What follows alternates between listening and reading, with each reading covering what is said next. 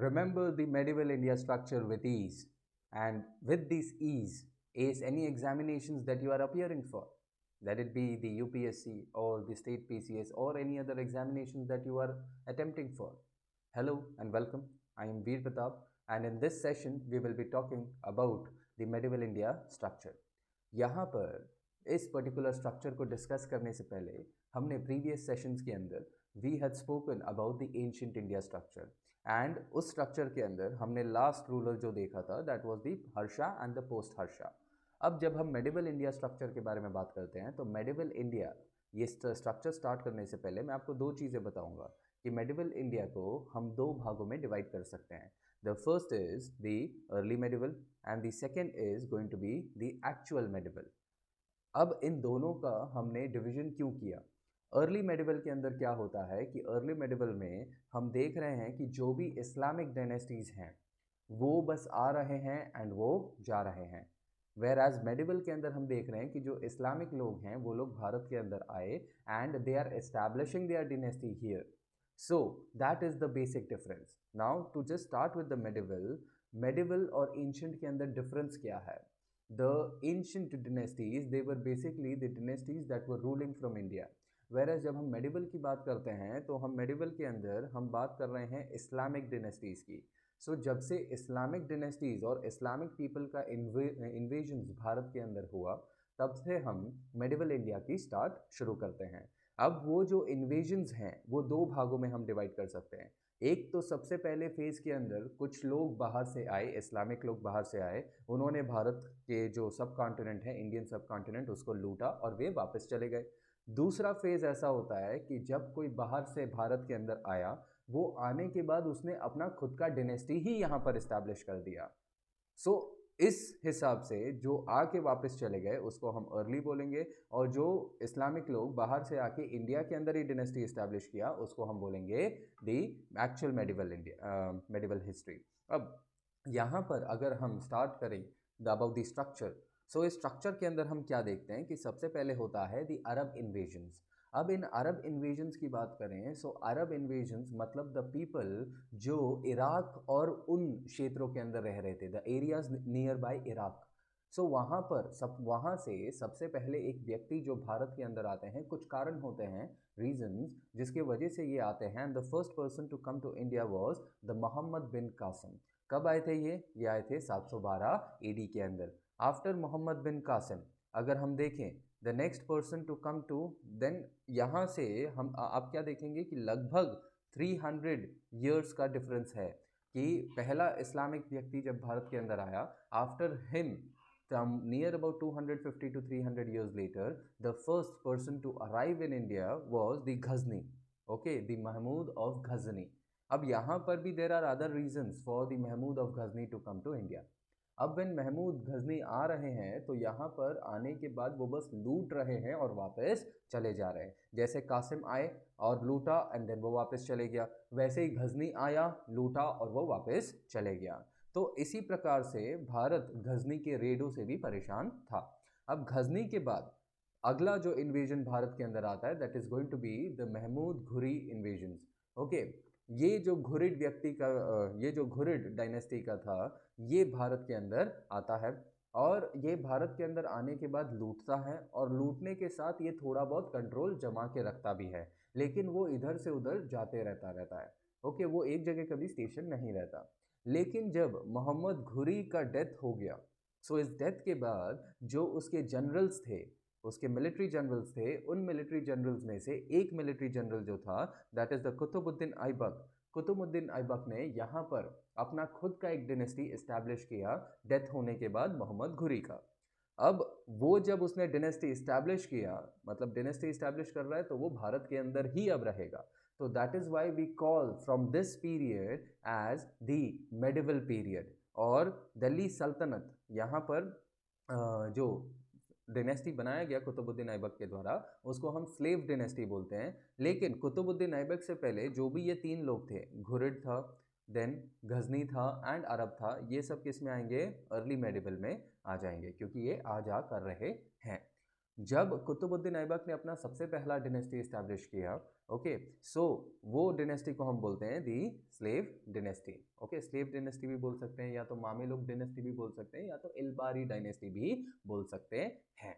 अब यहाँ पर ये स्टार्ट करने से पहले let me just tell you, जब कुतुबुद्दीन ऐबक ने अपना डिनेस्टी इस्टेब्लिश किया इंडिया के अंदर, तो वो डिनेस्टी जो है उसको हम बोलते हैं दिल्ली सल्तनत।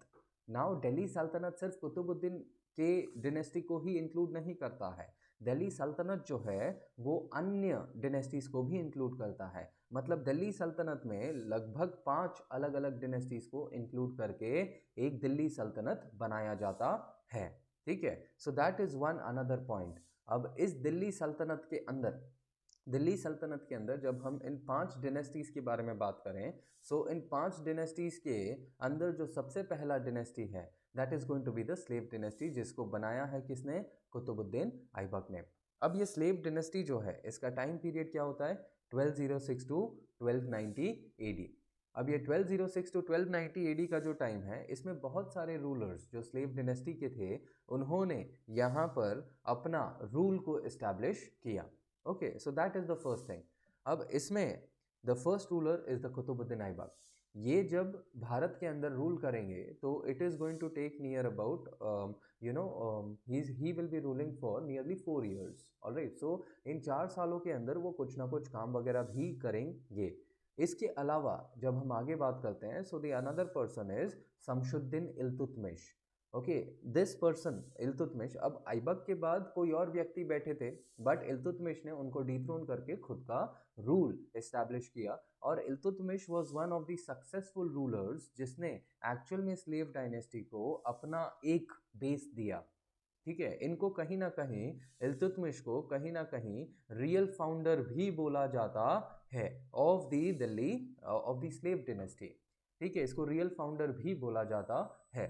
Now apart from that when we talk after Iltutmish, Iltutmish ने क्या किया? अपने सारे बच्चों के अलावा उन्होंने अपनी जो एक फीमेल है उनको उन्होंने अगला सुल्तान बनने का मौका दिया। अब यहाँ पर कुछ सर्कमस्टांसेस थे, वो जब हिस्ट्री किया जाएगा तो उसके अंदर we will talk about it. But here the another ruler and also the first female ruler of medieval India, उनको हम बोलते हैं रजिया सुल्तान। अब ये जो फर्स्ट फीमेल रूलर है that is of the Razia Sultan, ये फीमेल रूलर, ठीक है, यहाँ पर क्या होगा कि ये 4 सालों के लिए काम कर रहे हैं, फ्रॉम 1236 टू लेके 1240 तक। लेकिन इनका जो रूल है ना, इसमें बहुत अप्स एंड डाउन्स होते रहते हैं। यहाँ पर ये अपने रूल को कंसोलिडेट करने की कोशिश करती हैं, लेकिन वे नाकामयाब होती हैं। सो हाउएवर इन 1240 एडी क्या होता है कि इनको हटा दिया जाता है बाय दी नोबल्स। नोबल्स क्या करते हैं? इनको हटाने का पूरा प्रक्रिया करते हैं। एंड जब ये हट जाते हैं तो उनके बाद जो अगला रूलर जो आएगा, बीच में 2 नए रूलर्स आते हैं। Okay, so between C and D there are 2 rulers. However ये जो दोनों रूलर है ना, ये इतने पावरफुल नहीं है। Okay, they are not the de facto rulers. ठीक है, इनके बदले, इनके ये जो 2 रूलर्स थे, इनके बदले जो रूल कर रहे थे वो थे नोबल्स। ओके, और उन नोबल्स में से सबसे पावरफुल नोबल था बलबन। ये रूल कर रहा था डी फैक्टो बेस पे। लेकिन जब ये दोनों ही रूलर्स निकल गए, उसके बाद बलबन ने खुद को ही राजा बना लिया and then he started his own reign. और इनके रीन में हम देखते हैं कि he is ruling for nearly 20 years, that is from 1266 to 1286। अब बलबन का जब डेथ हो रहा है इन 1287, ओके, इस पर्टिकुलर टाइम पे वो अपने बेटे को इस्टेब्लिश करना चाहते हैं एज द नेक्स्ट रूलर। लेकिन बिकॉज ऑफ सम सर्कमस्टांसेस उनका जो बेटा होता है जिसका नाम होता है बुगरा खान जो कि बंगाल के अंदर होता है, ये मना कर देता है कि पापा मुझे आपके बाद आपका डिनेस्टी नहीं लेना है, I do not want to rule. So इसके वजह से बलबन के बाद उनका जो एक ग्रैंडसन होता है दैट इज द कायकाबाद को यहाँ पर अगला सुल्तान बनाया जाता है and he is going to rule from this till 1290। लेकिन यहाँ पर 1290 के टाइम पे अगेन यहाँ पर उनको डिथ्रोन कर दिया जाता है बाय दी जलालुद्दीन खलजी। और खलजी ने जब इसको डिथ्रोन कर दिया, सो ही फाउंडेड दी खलजी डायनेस्टी। ये जो खलजी डायनेस्टी है, इसके बारे में आपने सुना भी होगा about the Alauddin Khalji. Okay, so Alauddin से ये डिनेस्टी बहुत फेमस है। अब यहाँ पर ये जो खलजी डिनेस्टी है ये नियर अबाउट 1290 से 1320 तक ये चलते रहता है। अब इसमें Jalaluddin Khalji is the first ruler. अब ये Jalaluddin Khalji is the first ruler, but the second ruler is going to be the Alauddin Khalji. अब ये अलाउद्दीन खलजी जो है he is going to dethrone, ये जलालुद्दीन खलजी को डीथ्रोन करके खुद रूलर बन जाएगा। एंड इसके रूल के टाइम पे लगभग 20 सालों का जो टेन्योर रहा है इसका, इसके उस टेन्योर के अंदर ये पूरे इंडिया के अंदर अपना जो पकड़ है, खलजी डायनेस्टी का जो पकड़ है उसको ये लेके जाएगा। So he is expanding his rule. Okay, so Alauddin Khalji main ruler था एंड इसके टाइम पे इसका एक सेवक भी था जिसको आपने नाम सुना रहेगा, उसका नाम होता है मालिक काफूर।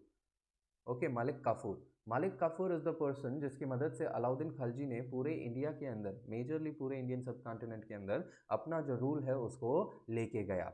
आफ्टर अलाउद्दीन खलजी 2 रूलर्स आए, बट हाउएवर ये इतने ज़्यादा सक्सेसफुल और पावरफुल नहीं थे।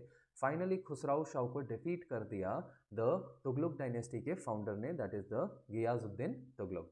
सो ये गियाजुद्दीन ने 1320 में खुसराउ शाह को हटा के अपना खुद का डिनेस्टी इस्टेब्लिश किया, that is the Tughlaq dynasty, और सबसे पहले रूलर बन गए ये। लेकिन इनका भी डेथ नियरली 5 ईयर्स के अंदर ही हो जाता है, बट आफ्टर हिम, एंड इनका डेथ जो होता है वो कैसे होता है, that he is falling from the elephant. Okay, इनका death falling from the elephant से हो जाता है, एंड वो एक पूरा सिचुएशन है, वो एक पूरा स्टोरी है जिसको हम हिस्ट्री के सेशंस में देखेंगे। इनके बाद जो इनका बेटा होता है मोहम्मद बिन तुगलक, ये Mohammad bin Tughlaq is the next ruler. He is ruling for near about 26 years from 1325 to 1351. His rule it is said to be of fully ups and downs. Okay, इनके रूल के अंदर बहुत सारे इनको फेलियर्स देखने को मिलते हैं। ये व्यक्ति के बारे में बोला जाता है कि ये जो व्यक्ति है ये सेडिस्ट पर्सनालिटी का था, मतलब इसको दूसरे के दुख में बहुत ज़्यादा खुशी मिलती थी। सो इसकी कहानियाँ ही अलग है, और इसके बारे में हमको पता चलता है एक ट्रैवलर थे जो भारत के अंदर आए और उन्होंने अपना एक बुक लिखा था जिसका नाम था रिहाला। ओके, इस बुक के अंदर से हमको बहुत सारे इन्फॉर्मेशन मिलता है मोहम्मद बिन तुगलक के बारे में। मोहम्मद का डेथ के बाद अगला जो रूलर आता है जिसका नाम होता है फिरोज शाह तुगलक, एंड इसका रूल बहुत अच्छा खासा होता है, ये बहुत अच्छा खासा काम भी करते हैं। लेकिन फिरोज शाह तुगलक के बाद बहुत समय तक, देखिए इसका जो डेथ है 1388 तक होता है, लेकिन जो अगला डायनेस्टी है सैयद डायनेस्टी, उसका इस्टेब्लिशमेंट 1414 में हो रहा है। सो यहाँ पर इस टेन्योर के बीच में बहुत सारे रूलर्स आते जाते रहते हैं। कोई अभी आ रहा है तो नोबल्स जो होते हैं उस टाइम पे मिनिस्टर्स जो होते हैं वो किसी और को बिठाते हैं, फिर कोई और किसी और को बिठाएगा, फिर कोई और किसी और को बिठाएगा। ऐसे करते करते बहुत सारे रूलर्स आ जाते हैं और इनके बारे में कुछ इतना इम्पॉर्टेंट है नहीं। लेकिन फाइनली क्या होता है कि 1398 में तिमूर जो है वो भारत में इन्वेड करता है, और इन्वेड करने के बाद जो उसका एक जनरल होता है उसका नाम होता है खिज़र खान, वो 1398 के बाद वो 1414 में भारत के अंदर इन्वेड करके अपना खुद का डायनेस्टी इस्टेब्लिश करता है जिसको हम बोलते हैं सैयद डायनेस्टी। अब सैयद डायनेस्टी में बहुत कम टाइम का सैयद डायनेस्टी का रूल रहा है, दैट इज फ्रॉम 1414 टू 1451, और इसके अंदर आप 4 रूलर्स को देख सकते हैं। We will talk about them in detail when we are talking about the history. Okay, इनके बारे में जो भी इन्होंने कामकाज वगैरह किया है उसके बारे में।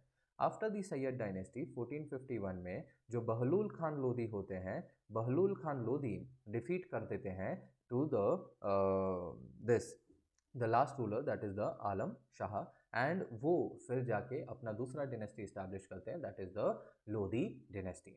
ये जो लोधी डायनेस्टी है ये नियरली 75 ईयर्स का इनका टेन्योर रहता है, और उस टेन्योर्स के अंदर ये 3 अलग अलग शासक देखते हैं, 3 major rulers, the first one being Bahlul Khan Lodi, the second one is Sikandar Lodi, and the third one is Ibrahim Lodi.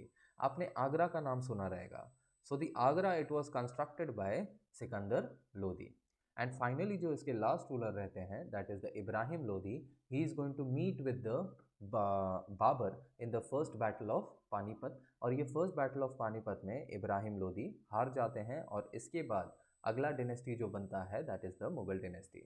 Mughal dynasty की टाइम की अगर हम बात करें तो ये 1526 से 1707, जो लास्ट पावरफुल रूलर होते हैं औरंगजेब, उनका डेथ 1707 में होता है। दैट इज़ वाई यहाँ पर हम इसका टाइम फ्रेम इतना ले रहे हैं। अब इसमें अगर हम रूलर्स की देखें, so these are the 6 important rulers जो मुगल डायनेस्टी को जिन्होंने एक मुकाम तक लेके गए। The first one is Babur, then Humayun, then Akbar, then Jahangir, then Shahjahan and then Aurangzeb. ठीक है, फाइनली 1707 में औरंगजेब का डेथ होता है एंड इसके बाद मुगल एम्पायर का डिसइंटीग्रेशन शुरू होता है एंड इसके साथ साथ ही मॉडर्न इंडिया की भी शुरुआत होती है, जिसको हम अगले सेशन में देखेंगे। Thank you.